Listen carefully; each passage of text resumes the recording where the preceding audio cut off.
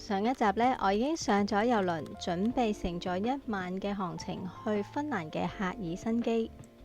全個航程呢係需要16小時，由今日嘅下晝4點半開船，聽日嘅朝頭早10點鐘落船。而我今晚乘坐嘅船呢就叫 Gabina， 佢可以承載2000多位客人，有600多個 cabin 嘅，有11個樓層，而主要嘅樓層呢由5樓至9樓。而娛樂設施呢，佢除咗有表演嘅場地啦，亦都有 night club， 有 casino， 亦都可以只係揀聽下歌飲下酒嘅酒吧地方。而最適合女士嘅呢，就當然係做 facial 同埋浸下 SPA 啦。船上邊呢，亦都有 duty free 嘅，佢主要都係賣酒類、香水同埋一啲化妝用品。for 小朋友嘅地方呢，主要係一個 playroom， 而夏天呢，佢會提供一啲 summer program， 而喺各樓層呢，都會有唔同嘅簡單遊戲設施，例如嘅拍公仔或者入下老虎機。大家要留意呢，有部分嘅酒吧同埋老虎機呢，都係18歲以上先可以參與嘅。而船上提供嘅餐廳種類都唔少選擇，除咗有 buffet， 亦都有西餐、法餐、阿拉卡、seafood， 仲有簡單嘅輕食。而餐廳嘅資料呢，將會喺佢哋嘅網站都好清楚展示。而 online 訂好咗嘅餐廳呢，係會俾你即時 walk in， 係平10% 嘅。如果你揀定嘅餐廳，但係又唔想食佢指定嘅 buffet 或者 menu 呢，你都可以係買佢哋嘅餐廳嘅 coupon。而當你喺船上面用嗰張 coupon 嘅時候呢，就會比你原價買嘅價錢增多13%。所以如果你喺 online 嘅時候已經 book 定餐廳或者 coupon， 係比你上船即時 walk in 係更抵嘅。唔知你訂閱咗呢個頻道未呢？如果未，就可以而家訂閱，撳埋旁邊嘅鐘仔，你就可以知道我幾時出片㗎啦。而船上邊嘅節目呢，其實你可以喺房間嘅 TV 睇到。基本上呢，你一上船就已經有節目㗎啦，直至到凌晨12點。但係要留意翻呢，如果你喺瑞典上船，就要睇翻瑞典嘅時間；如果你喺芬蘭上船呢，就記得睇翻芬蘭上邊嘅時間。基本上芬蘭呢係快過瑞典1個鐘頭㗎。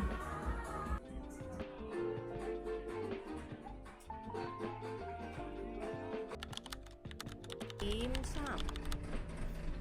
3，人流開始少啦。其實過咗12點呢，餐廳同埋買嘢嘅地方都已經閂咗門，但係我都會帶大家去睇下唔同嘅樓層有咩特色。至於有關點樣可以訂到呢架船，而房租同埋餐廳嘅價錢係幾多呢？我會喺片尾話俾大家聽。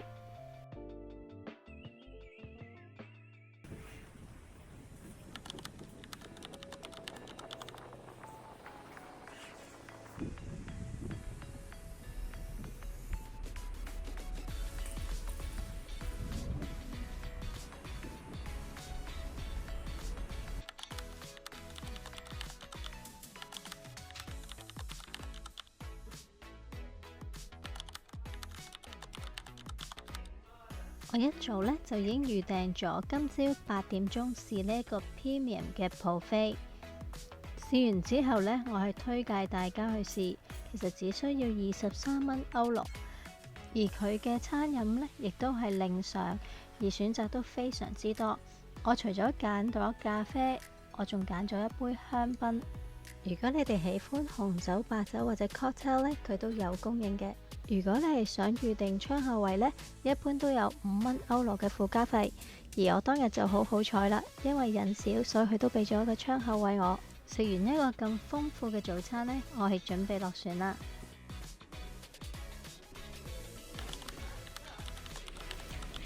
北歐4國呢係冇通關嘅手續嘅，所以落船嘅時候好順利就已經可以過 custom， 冇需要查行李或者護照就已經可以出到去啦。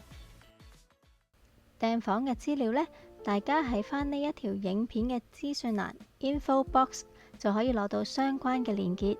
首先係揀上船嘅地點，之後記得揀返雙程定單程同埋有關嘅人數。以單程為例呢，你撳入去就會見到有唔同嘅日子，其實價錢都係唔同嘅。而呢個價錢呢，係預設咗你住當天最低級嘅房間，通常都係 Deck 2，即係2樓。你亦都可以選擇改變你嘅 cabin， 例如住海景房或者更高樓層嘅房間。房間大致分為4個種類，就係 Suite、Premium、Comfort 同埋 Standard。而更換房間呢，係以補差價形式進行嘅，所以如果你係揀海景房、Premium 房、Standard 房或者 Comfort 房嘅差價都唔一樣。例如我今次只係換咗一間單人房，係喺5樓呢，我只需要補7歐元嘅差價。你哋要留意呢，其實如果你哋一個人上船呢，其實係俾緊雙人房嘅價錢嘅。當中嘅3個半呢，只係其中減返你一個人嘅 service charge。而所有嘅房型呢，你可以預先喺佢哋嘅網站睇到360度嘅視覺，可以睇完先決定揀邊一個類型。揀完房呢，下一個步驟就係揀餐飲啦。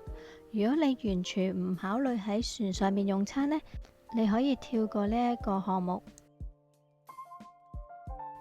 而我之前推薦嘅 Premium 早餐呢，就係喺阿勒卡呢間餐廳嗰度嘅。而呢個表呢，就可以俾你哋參考佢早餐、午餐甚至晚餐、成人、小童同埋幼兒嘅價錢。而我上一集嘅晚餐呢，就喺 The Buffet 呢度食噶啦，大約都係45蚊歐羅。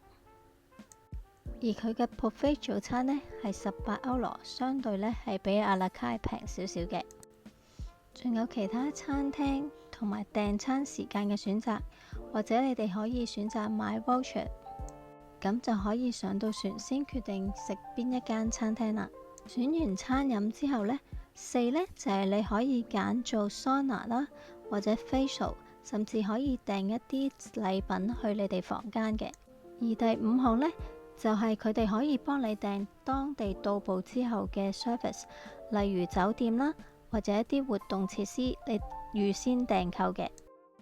而第6項你哋要注意呢，基本3個半呢係每個人嘅碳排放量嘅收費，而7個歐羅呢，就即係你願意另外贈送3個半俾歐盟去購買再生能源咁解。而7同8係填妥你哋嘅基本個人資料，最緊要就係 email， 因為之後呢，你會收到一封 email 確認信同埋一個 QR code。而我當日嘅實質價錢呢，由於我有歐陸嘅火車證，所以我訂房係有半價。而家一個 Premium 嘅早餐總共都係56.5歐羅，係咪好抵呢？下一集我就會去到赫爾辛基嘅市區遊覽。下集見，拜拜。